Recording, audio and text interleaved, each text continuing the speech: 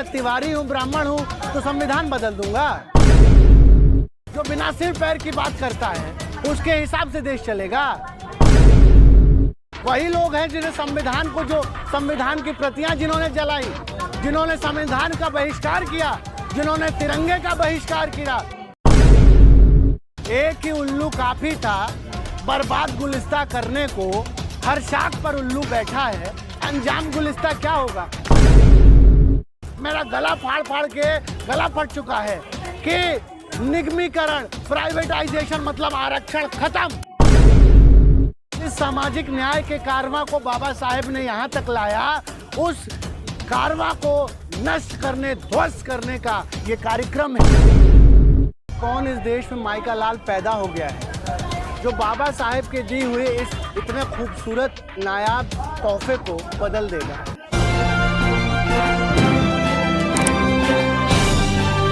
आप देख रहे हैं पब्लिक आवाज टीवी।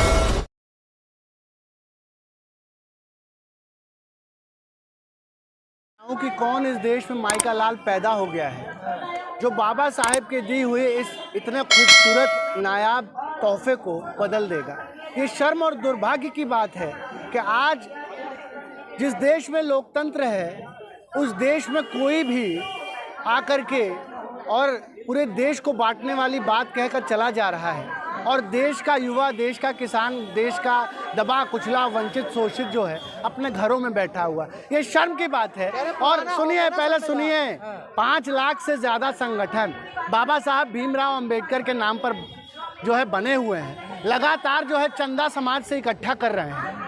क्या ये सड़कों पर आपको दिख रहे हैं? आज तो लगातार इस देश में जो है अत्याचार बढ़ा है दलितों के ऊपर, लगातार संविधान को गाली दी जा रही है, समाज को गाली दी जा रही है, बहुजनों को प्रताड़ित किया जा रहा है, मारा जा रहा है, पीटा जा रहा है। और फिर भी अगर बहुजन इस देश का अपने घरों में बैठा है तो इससे बड़े शर्म की बात, इससे बड़े दुर्भाग्य की बात इस देश के लिए नहीं हो सकता। तो आपके लिए तो फायदा है ना, देखिए संविधान बदला जाएगा तो। नहीं, क्यों फायदा है? तो बहुजनों नहीं नहीं, आप बताइए ना। मैं तिवारी हूँ, ब्राह्मण हूँ, तो संविधान बदल दूंगा मैं। आप ब्राह्मणों को क्या समझते हो? आप ब्राह्मणों को जो है माथे पर पागल लिखा हुआ है कि आप उनको अव्वल दर्जे का बेवकूफ समझते? सुनिए, बदलने से आपको नुकसान नहीं, हमें कोई नहीं नुकसान होगा, देश को कोई नुकसान नहीं होगा।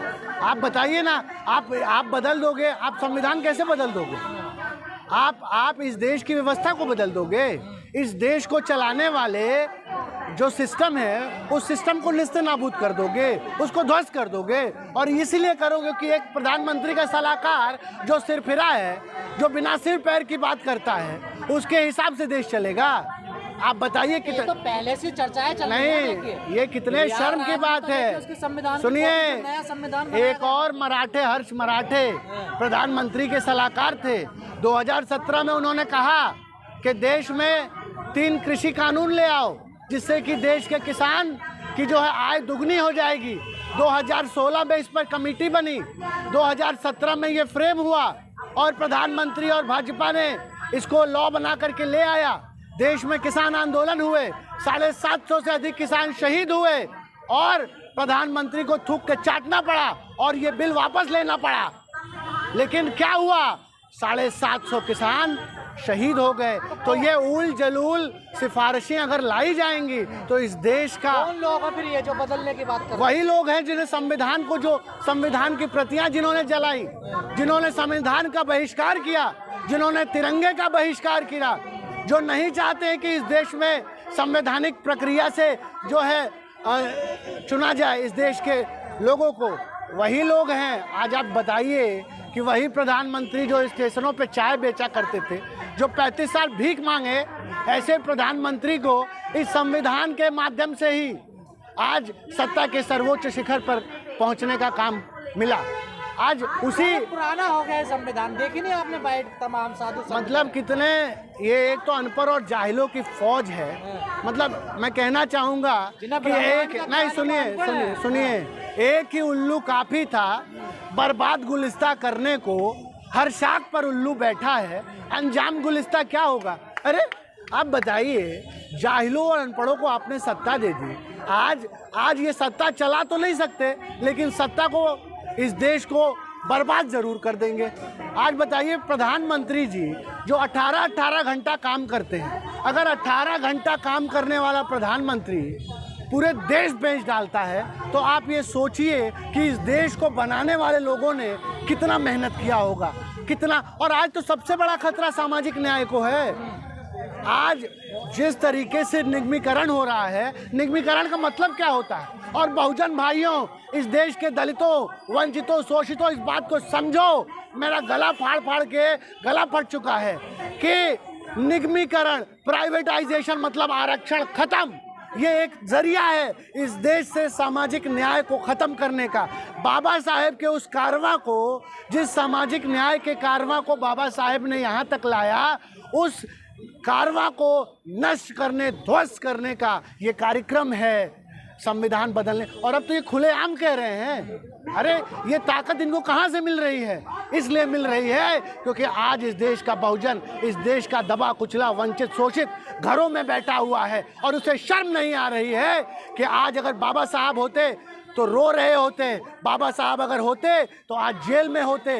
क्यों जेल में होते? क्योंकि आज वैसे ही मनुवादी, वैसे ही संविधान विरोधी लोगों को हमने, आपने, ये आप मत तोहमत किसी और पे तोहमत मत दीजिए, हमने और आपने ऐसे लोगों को सत्ता में बैठाने का काम किया है। और अब अगर इस देश को वो बर्बाद कर रहे हैं, बेच रहे हैं, तो इसके जिम्मेदार भी इस देश की करोड़ों करोड़ जनता है। मोदी जी तो बड़ी दुआई देते थे संविधान की, तो अब क्यों नहीं कार्रवाई कर रही है अपने सलाहकार पर? नहीं, आप समझिए, मोदी जी का अगर आप देखेंगे तो आजकल मोदी जी शगुफा छोड़ते हैं। भाजपा और आरएसएस शगुफा छोड़ती है, गहराई नापती है। जैसे तालाब में ईंट फेंक कर गहराई नापा जाता है कि तालाब कितना गहरा है, वैसे ही इन प्यादों के माध्यम से ये जो तथाकथित हिंदू संगठन के लोग हैं, ये तथाकथित इनके जो सलाहकार हैं, इनके माध्यम से शगुफा छोड़ा जाता है कि जनता में क्या फ़र्क पड़ रहा है। अब इन्होंने देखा कि संविधान बदलने की बात को लेकर के पूरा देश में जो है बहुजन,